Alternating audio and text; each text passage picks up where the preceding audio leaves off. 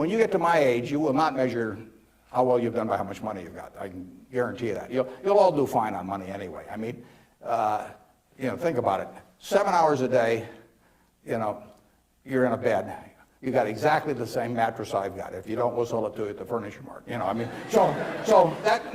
a parity. I can't outdo you, in terms of my sleeping enjoyment. You can match it by buying this mattress, which we'll give you a special price on. Just mention my name. We eat at the same places. We eat at Dairy Queen, particularly if you're in my position because we own it. But we eat at McDonald's and Burger King, and when I leave here, I'll stop by a fast food place. So our eating experiences are the same. We travel the same. I mean, I had a 10-year-old car up till about a year ago, and it just doesn't make any difference to me. They all work. We live in a place that's warm in the winter and it's cool in the summer, and we watch the Super Bowl on big screen TV. You do it, I do it.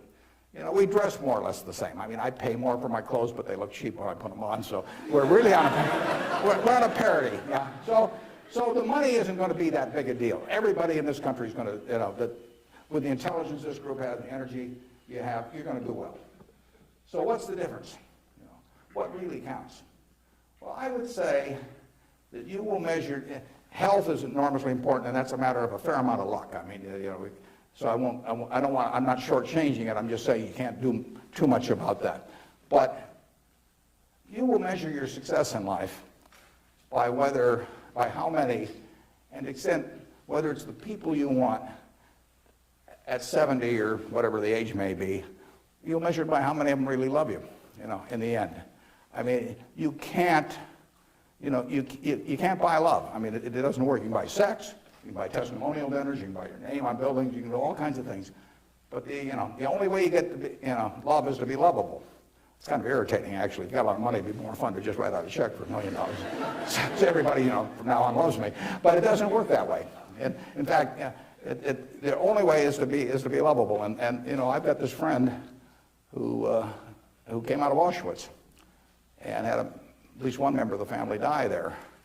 And what is it now? It's 60 years later.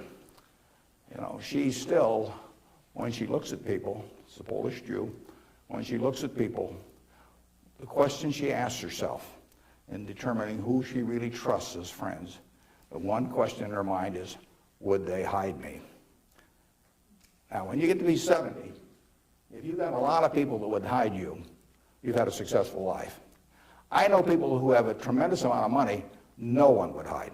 Their own kids wouldn't hide them. I mean, they really wouldn't. I mean, their business associates wouldn't, or anybody else. If it really came down to it, they don't have anybody's respect.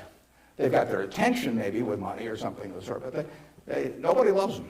And my friend Tom Murphy at Cap Cities TV, I mean, dozens of people would hide Murph, all kinds of people would hide my wife,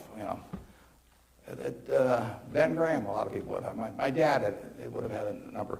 And then, like I say, I can tell you people that, everybody may pay homage to them, and the kids may put up with them and hope they don't change their will or something, but the truth is that nobody would hide them. And if you've got a lot of people that would hide you when you get to be 70, you will have a very successful life.